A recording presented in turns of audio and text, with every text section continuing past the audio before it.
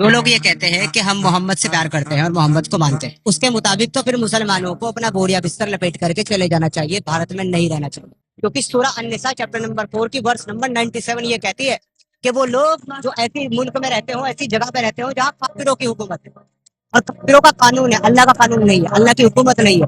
तो उनको चाहिए कि वो ऐसी जगह से हिजरत करके माइग्रेट होकर के वहां चले जाए जहाँ अल्लाह का कानून है। अगर वो ऐसी जमीन में रहकर मर गए जहाँ काफिर की हुकूमत है और वो वहां से गए नहीं, ऐसे सारे लोग जहन्नम में जाएंगे। पहली बात तो ये है कि अगर ये बात मान ली जाए कि अल्लाह या भगवान है, तो फिर पूरे के पूरे अस्तित्व में ऐसी कोई जगह या स्थान नहीं होने वाला जहाँ पे उसका कानून ना हो। मोहम्मद ने कहा है कि अल्लाह एक है और वो हर जगह पे है। तो जब वो हर जगह पर है तो फिर नर्क में यानी कि जहन्नुम में भी वही होगा, उसी का कानून होगा, या फिर नर्क एग्जिस्ट ही नहीं करेगा। और अल्लाह कभी भी हुकूमत नहीं करता है। अल्लाह कोई पॉलिटिशियन या कोई तानाशाह नहीं है कि वो हुकूमत करेगा। अल्लाह की रहमत होती है, भगवान की कृपा होती है, जैसे हिंदुस्तान में कृपा बोलते हैं। और रही बात कि मोहम्मद ने कहा है कि जिस मुल्क में सत्ता में काफिर हो वहां से पलायन कर लेना चाहिए। पर सवाल बनता है कि कहां जाएंगे? क्या दुनिया में कोई ऐसा स्थान या कोई ऐसा मुल्क है जहां पे काफिर सत्ता में ना हो? क्या लगता है कि मिडिल ईस्ट की जो मुस्लिम कंट्रीज हैं वहां बहुत ज्यादा धार्मिक या मजहबी लोगों की सत्ता है? पाकिस्तान में बहुत धार्मिक लोग सत्ता में हैं। असल में सच्चाई ये है कि काफिर होना कंपलसरी है हुकूमत करने के लिए, सत्ता में जाने के लिए। क्योंकि जो व्यक्ति धार्मिक होगा वो हुकूमत करेगा कैसे? धार्मिकता जहां पे होगी वहां हुकूमत कैसे हो सकती है? वहां पे हुकूमत की आवश्यकता होगी नहीं। हुकूमत की आवश्यकता वहीं पड़ती है जहां पे धर्म ना हो, प्रेम ना हो। हुकूमत का मतलब ही है दादागिरी, जबरदस्ती करना, और धर्म जबरदस्ती नहीं करता है। मोहम्मद ने तो बहुत ही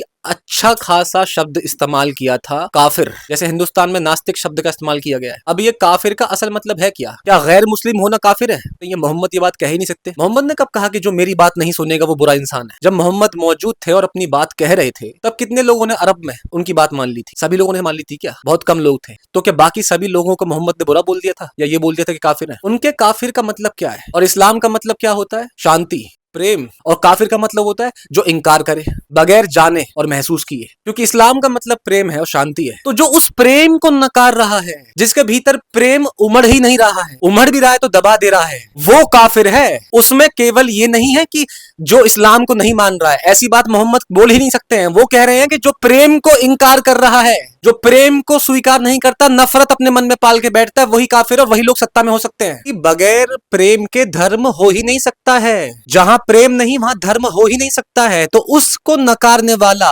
और नफरत भीतर पाल के बैठने वाला काफिर होता है। इसी बात को मोहम्मद ने कहा है कि जहां पे काफिर हुकूमत में हो वहां नहीं रहना चाहिए।